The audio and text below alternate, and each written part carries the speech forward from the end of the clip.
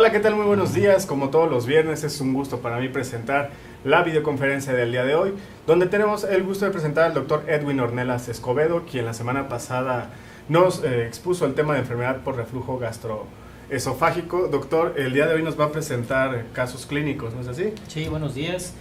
Vamos a reformar un poco la charla pasada y les trajimos un caso clínico para tratar de que esto quede lo suficientemente claro y puedan hacer ustedes con sus pacientes un mejor abordaje diagnóstico y terapéutico. Así es. Doctor, la dinámica es sencilla, como la semana pasada. Después de su ponencia le haremos llegar las preguntas que se generen en nuestras redes sociales y a través de nuestro sistema de telesalud, a quien les mandamos un cordial saludo de toda la gente de Oaxaca. Doctor, sin más por el momento, el foro es de usted y adelante, por favor. Gracias. Bueno, buenos días. Vamos a iniciar. Recordar que nuestros casos clínicos son de la enfermedad por reflujo gastroesofágico. Vamos a puntualizar algunos detalles para que recordemos lo de la semana pasada. La definición de enfermedad por reflujo es el ascenso del contenido gástrico o gastroduodenal por arriba de la unión esófago-gástrico, el cual puede causar síntomas, lesiones, afecta la salud y la calidad de vida del paciente. Recordemos la clasificación vigente, que es la clasificación de Montral, que nos divide en dos subtipos y en 4 subtipos, que los tratamos bien la semana pasada, para que recuerden el flujograma de diagnóstico y tratamiento de este tipo de pacientes. Lo de la prevalencia, recordando que nuestro país es el país del continente con más prevalencia de enfermedad por reflujo, con una frecuencia de por lo menos una vez a la semana, que varía entre el 19.6% al 40% de la población abierta. Recordar los síntomas cardiales o principales de la enfermedad por reflujo: pirosis y regurgitación. Lo mínimo que se solicita o que se pide en los criterios de Roma es frecuencia 2 veces por semana, que sean pacientes menores de 50 años, que no tengan ningún dato de alarma como hemorragia, disfagia, pérdida de peso o anemia. Entonces vamos a hacer la primera pregunta. Les pedimos por favor que hagan un ejercicio analítico en los lugares donde nos están viendo para que traten de responder a la pregunta que les vamos a plantear aquí en la charla. Entonces la primera pregunta es: ¿cuál es el mecanismo fisiopatológico de la enfermedad por reflujo? Y ponemos 5 opciones de la A a la E. A, infección por Helicobacter pylori; B, sobrepeso; C, hernia hiatal; D, consumo de picante; y E, relajación transitoria del esfínter esofágico inferior. Les damos unos segundos para que hagan un ejercicio analítico y ustedes en sus lugares de origen nos puedan hacer la respuesta. Entonces, el mecanismo fisiopatológico de la enfermedad por reflujo es el inciso E, relajaciones transitorias del esfínter esofágico inferior. Lo platicamos en la charla pasada. La infección por Helicobacter pylori no tiene una influencia en los pacientes con enfermedad por reflujo. El sobrepeso y la hernia hiatal son 2 entidades que pueden generar o exacerbar el reflujo, pero no son el mecanismo fisiopatológico más importante. Y el consumo de picante pues puede ser relacionado en algunos pacientes que así lo refieran, que exacerba sus síntomas, pero tampoco es el mecanismo fisiopatológico. Entramos en un caso clínico ya propiamente dicho. Es una femenino de 47 años con un cuadro clínico principalmente de pirosis y regurgitación, con una frecuencia de 3 a 4 veces por semana. Ella había sido tratada por su médico de primer contacto a base de ranitidina, 150 miligramos cada 12 horas, gel de aluminio y magnesio, 1 cuchara antes del desayuno, comida y cena, lo anterior por 10 días, y no había presentado ninguna mejoría clínica. En el contexto de este paciente, la pregunta es la siguiente: ¿qué le harían ustedes? ¿Qué le solicitarían? ¿O qué conducta terapéutica realizarían a esta paciente? Inciso A, solicitarían una endoscopía. B, incrementarían la dosis del H2, es decir, de la ranitidina. Una prueba terapéutica con inhibidores de bomba de protones. La mandarían directamente a cirugía antirreflujo o le recomendarían modificaciones en el estilo de vida. Les pedimos por favor hagan el ejercicio analítico para que nos proporcionen o para que tengan ustedes su respuesta, y a continuación les daré la respuesta correcta y les explicaré cada uno de los puntos. Muy bien. La respuesta correcta es el inciso C, una prueba terapéutica con los inhibidores de bomba de protones. ¿Por qué no una endoscopía de primera intención? Recordemos que es una paciente joven, sin ningún dato de alarma y que no había sido manejada de forma adecuada. Las recomendaciones son los inhibidores de la bomba de protones. Recuerden que habíamos comentado que incluso la prueba se llama prueba terapéutica diagnóstica de Bernstein y consiste en dar inhibidores de la bomba de protones.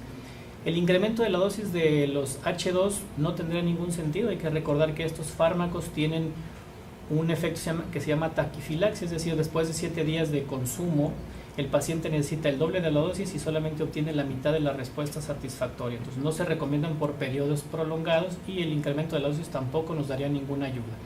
La cirugía ante reflujo en este momento de la paciente no sería recomendable. No hemos tenido siquiera o hemos analizado si la paciente va a responder al tratamiento médico con inhibidores y no tenemos ningún otro estudio que nos pueda hacer sugerir o que sea enviada a cirugía. Y la modificación del estilo de vida es un complemento a la prueba terapéutica de los inhibidores de bomba. Muy bien. Iniciamos el tratamiento con la paciente. Tomó 10 o 12 días el tratamiento con inhibidor de bomba, una dosis simple, pero en la siguiente visita nos refiere que se agregó a su cuadro clínico disfagia, es decir, dolor para el avance del alimento a través del esófago. La pregunta es, con este nuevo síntoma, en el contexto de la mujer de 47 años que teníamos, ¿qué le haríamos a esa paciente? La pregunta o las respuestas son divididas en 5. El inciso A, una serie esófago-gastroduodenal. El inciso B, un tratamiento con inhibidores de bomba, una pH-metría, una panendoscopía o una manometría esofágica. ¿Qué le solicitarían ustedes a esta paciente en este contexto?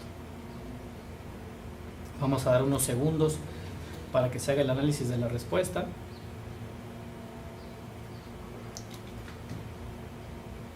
Y la respuesta correcta es de una panendoscopía. ¿Por qué no una serie esófago-gastroduodenal?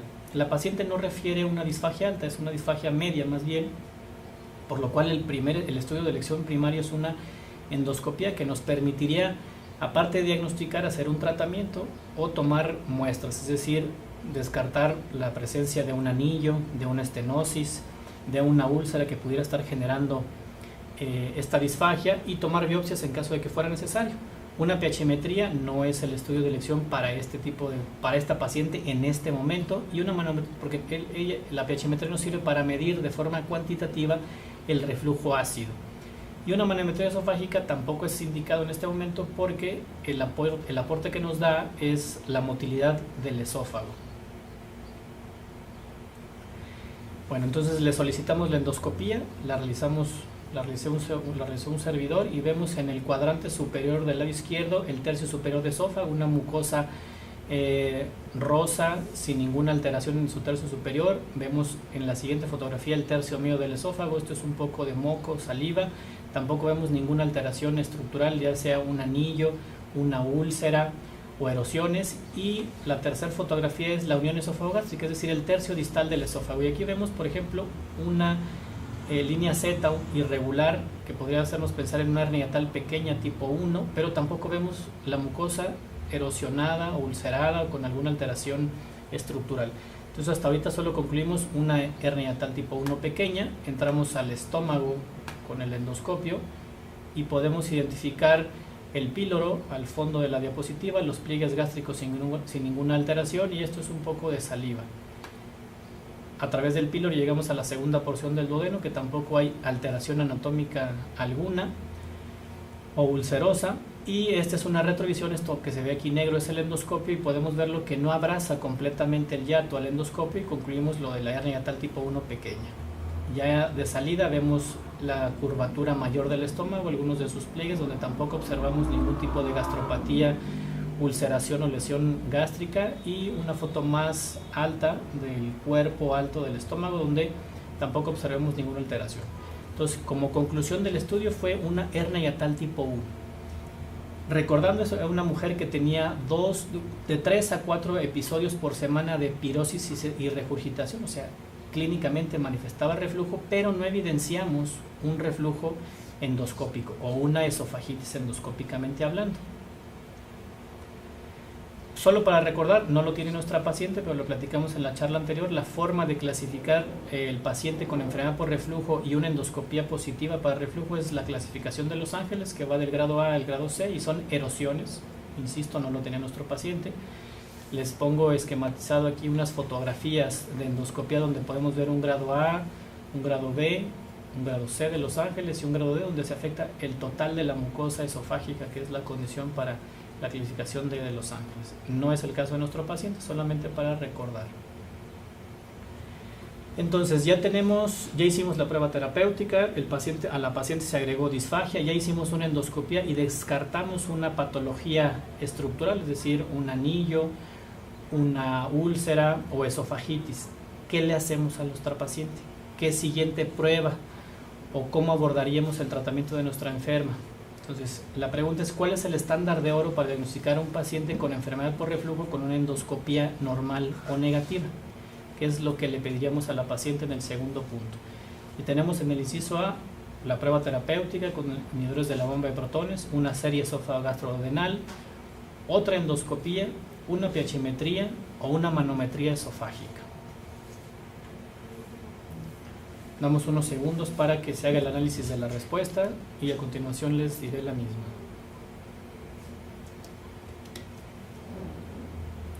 La respuesta correcta es una pH-metría. Recuerden que en la plática anterior les comenté que en pacientes con enfermedad por reflujo sintomáticos, es decir, con pirosis y regurgitación, que se abordaba mediante una endoscopía y que la endoscopía era negativa para enfermedad por reflujo, es decir, no tenía erosiones, se clasificaba como enfermedad por reflujo no erosiva. Y entonces teníamos que clasificar a este paciente de forma cuantitativa si tiene reflujo, si el reflujo es ácido, cuántas veces lo tiene en un día, para poder establecer un diagnóstico y un tratamiento adecuados. La prueba terapéutica pues no, porque ya la hicimos y no resultó. La serie esofágo-gastrodenal no nos aportaría ningún beneficio. El poco que nos podría dar lo tuvimos con la endoscopía y no necesitamos una segunda endoscopía. Y de entrada una pH-metría esofágica exclusiva o sola no nos sería de utilidad, porque esta, recuerden que nos permite solamente valorar los esfínteres esofágicos, el superior, el inferior y la motilidad del cuerpo esofágico. La respuesta correcta es una pH-metría. Regularmente estos estudios se hacen de forma simultánea y son complementarios, pero el indicado o el diagnóstico, el estándar de oro para el diagnóstico de reflujo es una pH-metría esofágica. Este es el trazo de la pH-metría de la paciente. Entonces, esta línea que divide la gráfica de superior a inferior es el pH, es decir, el umbral de 4 hacia abajo es un pH más ácido, un pH de 2 o de 0 incluso, y hacia arriba de la línea es un pH más alcalino. Si ustedes se fijan, todos los picos que sobrepasaron la línea de 4 son todos los periodos de reflujo que tuvo la paciente en el lapso de 24 horas que duró el estudio. Si ustedes pueden observar, tuvo múltiples o importantes número de reflujos con pHs inferiores a 4 durante el día. Y acá nos marca el índice de síntomas, es decir, si cuando la paciente graficaba o el estudio graficaba que tenía reflujo y reflujo ácido de menos de 4, si coincidía con los siguientes síntomas como tos, eructos, dolor abdominal, dolor torácico, y podemos ver que coincidían más de un 50%. Entonces, con esto concluimos que el paciente tiene un reflujo ácido positivo o que fue positivo para el estudio. Y en la ocasión pasada les había mostrado esta gráfica de computadora para explicarles lo que consistía en la pH-metría, que son, digamos, pH-metrías simultáneas o similares. Como les decía, de forma casi siempre complementaria se realiza durante la pH-metría una manometría, y aquí vemos en la manometría el trazo del esfínter esofágico superior, que está normal, y vemos el trazo de las contracciones del esófago, que son casi simultáneas, o sea, prácticamente no son propulsivas. Vemos aquí la onda.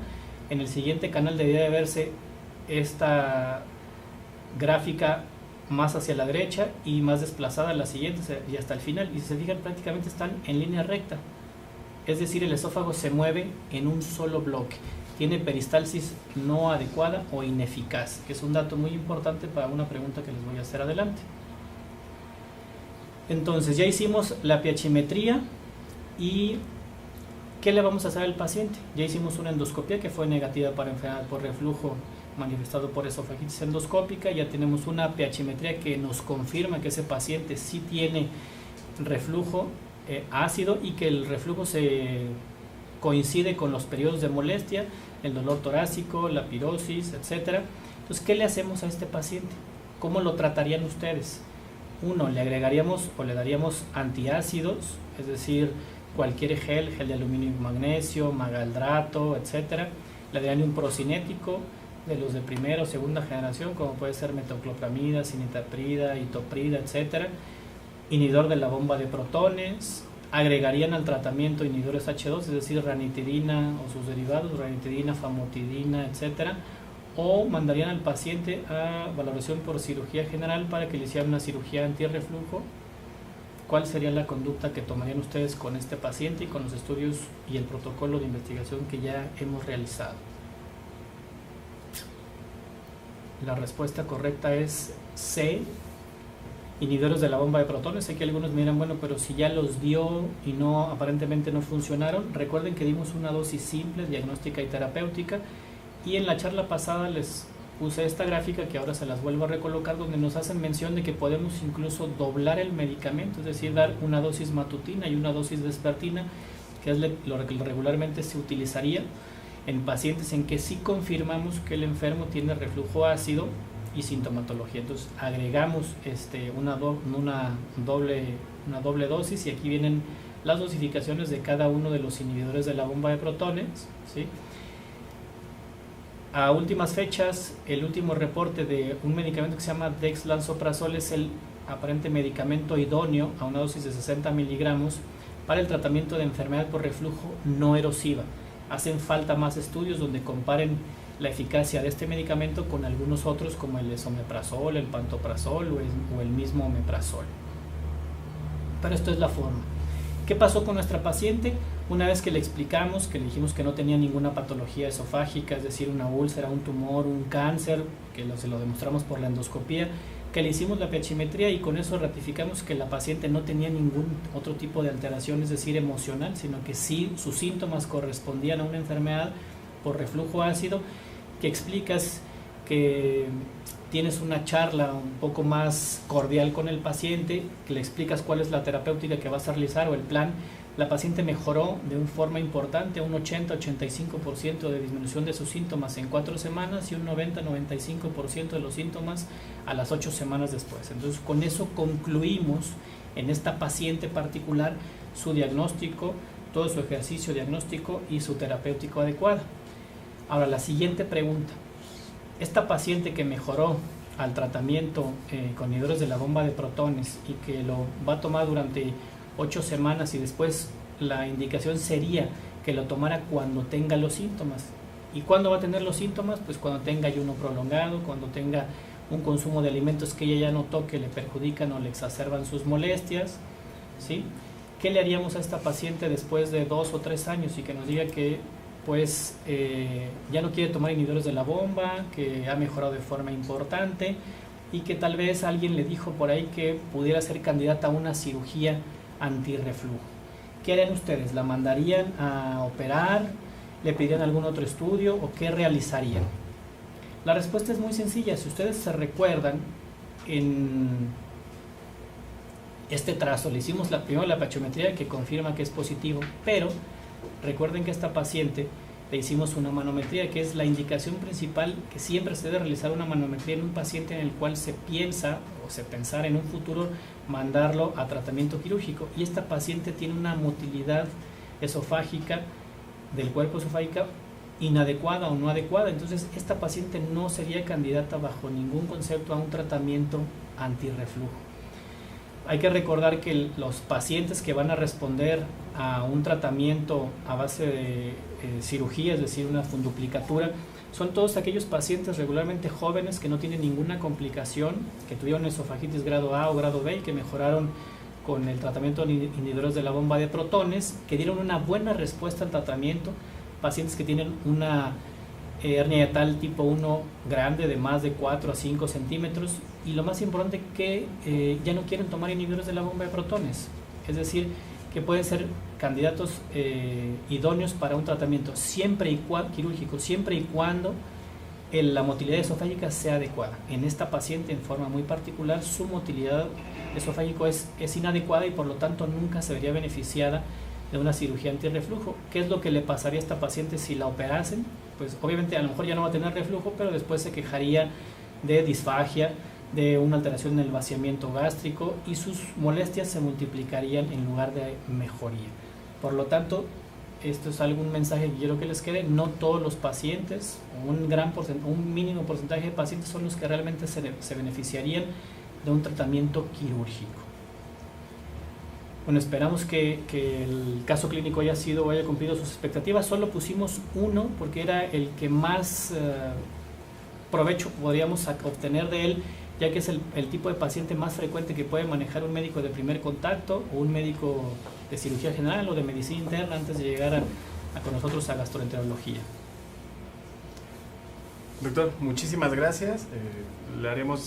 Ahorita le leeremos las preguntas que nos hicieron llegar a través de nuestras redes sociales.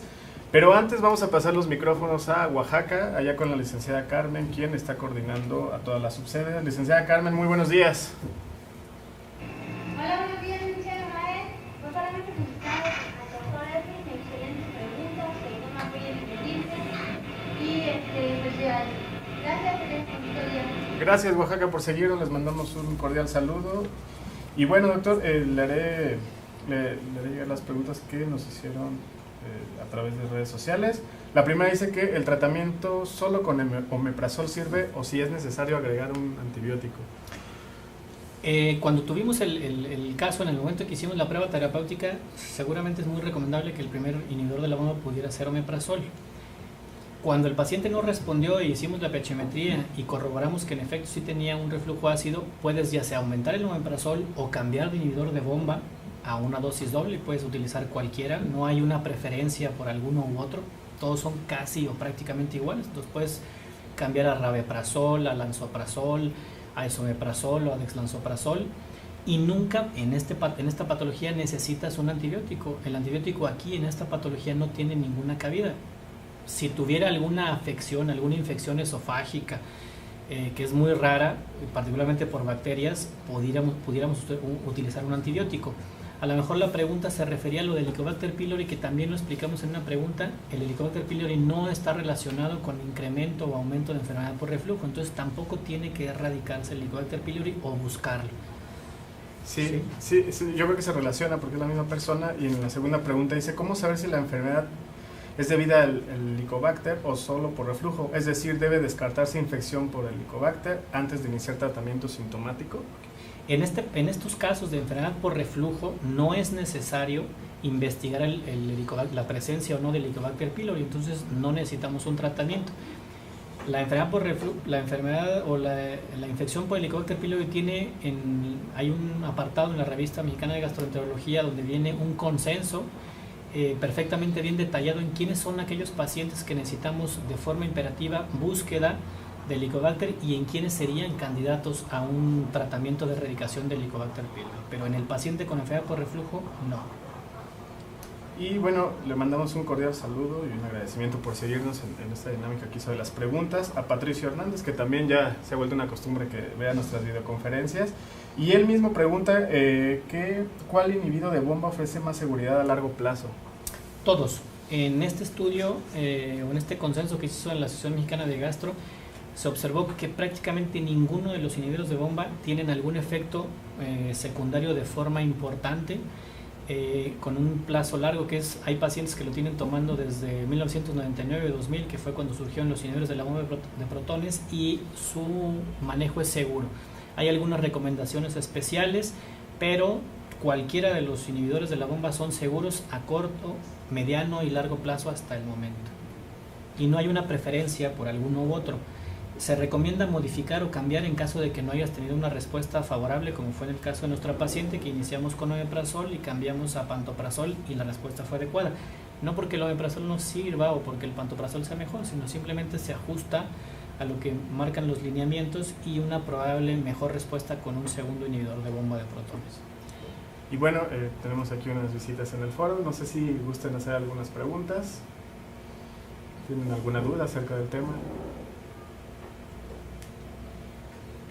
Yo había leído que omeprazol y otros inhibidores de bombas de protones causan aumento de incidencia de Clostridium y colitis por Clostridium.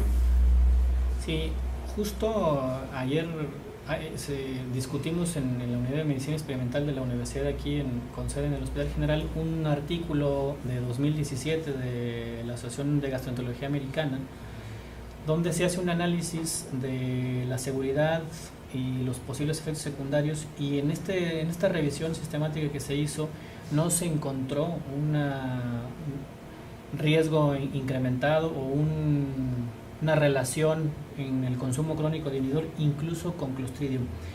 Ellos hacían un punto de referencia en cuanto a pacientes con cierta población susceptible, como pudieran ser los menores o el uso de omeprazol en pequeños, en niños, en edades pediátricas. Pero en adultos siempre tuvo más peso algún inmunocompromiso que pudiera tener el paciente, alguna otra comorbilidad, y no hay reportado como tal un estudio perfectamente realizado, prospectivo y analizado de forma adecuada que demuestre o que relacione la ingesta crónica de omeprazol con Clostridium, pero bueno, se tiene como una precaución. La recomendación que dan los autores norteamericanos es que deba de tomar el inhibidor de bomba de protones el paciente que realmente lo necesite, como en este caso nuestra paciente, y no de forma arbitraria por tanto tiempo, sino solamente en lo que se curan los síntomas o disminuyen los síntomas, y después solamente en forma aleatoria cuando se desencadenan nuevamente los síntomas. Gracias, muchísimas gracias y bienvenidos. Y bueno, doctor, nos hicieron llegar una pregunta también el mismo Patricio Hernández. Dice que el omeprazol da mucha interacción en el metabolismo hepático citocromo. Trenco 250. Exacto. Sí, es la forma de eliminación o la forma de interacción, y se pensaba, por ejemplo, que particularmente el omeprazol podía interferir con un medicamento como lo es el clopidogrel en pacientes con isquemia miocárdica o con antecedentes de infarto al miocardio. En este mismo estudio que les acabo de mencionar se ha visto que tampoco hay una correlación en pacientes que consumen omeprazol y que también consumen clopidogrel y que desencadene o que se haya presentado un infarto. Incluso se dio este tipo de medicamento y placebo, y los pacientes con clopidogrel y placebo tuvieron un poquito más, no significativo, pero mayor incidencia de infarto que el paciente que tomaba clopidogrel y omeprazol. Es en nuestro medio muy frecuente que en la consulta externa, particularmente donde involucra a un paciente con múltiples enfermedades, se solicite por cardiología que si su paciente tiene cardiopatía isquémica y tiene enfermedad por reflujo, se recomiende un inhibidor de la bomba de protones que aparentemente no tenga esta correlación, como puede ser el pantoprazol o el dexlansoprazol. Es lo que regularmente se hace, pero bueno, la evidencia ahí está. El omeprazol no interfiere con la absorción o con la interacción con el clopidogrel, al menos en el estudio que les comento, publicado apenas en marzo de 2017 por la Asociación de Gastroenterología de Estados Unidos. Doctor, muchísimas gracias. Son todas las preguntas que nos hicieron llegar. Está llegando otra. Bueno, nada más agrego que sobre todo en la polifarmacia, así dice. Sí, pacientes con múltiples patologías, pero no hay una evidencia real que nos diga que no se puede hacer. Bueno, les agradecemos que nos hayan seguido a través de nuestras redes sociales, a la gente de Oaxaca. Doctor, muchísimas gracias por estar aquí con nosotros nuevamente en este par de videoconferencias. ¿Quiere agregar algo para despedirnos? Pues solo que la petición sería que en este ejercicio, tanto primero de la charla como ahora del caso clínico, sepan cuál es el momento oportuno para ustedes manejar al paciente y cuándo es necesario enviarlo o referirlo a la especialidad correspondiente, en este caso la de gastroenterología, para brindar una mejor atención al paciente y también no sobresaturar los servicios. El 80% de los pacientes o 75% de los pacientes pueden resolverse su sintomatología en medicina de primer contacto, siempre y cuando siendo una medicina adecuada, con un diagnóstico adecuado y un tratamiento adecuado. Un pequeño porcentaje, como les mostraba en la charla del iceberg, solamente son los que requieren un estudio más específico o más especializado o más profundo de la enfermedad. Particularmente aquellos que tengan datos de alarma, que lo pusimos y lo detallamos perfectamente: pérdida de peso, disfagia, anemia, hemorragia. Bueno, doctor, muchísimas gracias. Gracias y a ustedes. Nuevamente a ustedes por estar con nosotros el día de hoy. Les recordamos que como todos los viernes los esperamos el siguiente en punto de las 11 de la mañana. Y por nuestra parte fue todo. Esto fue una producción de HGM TV. Hasta la próxima.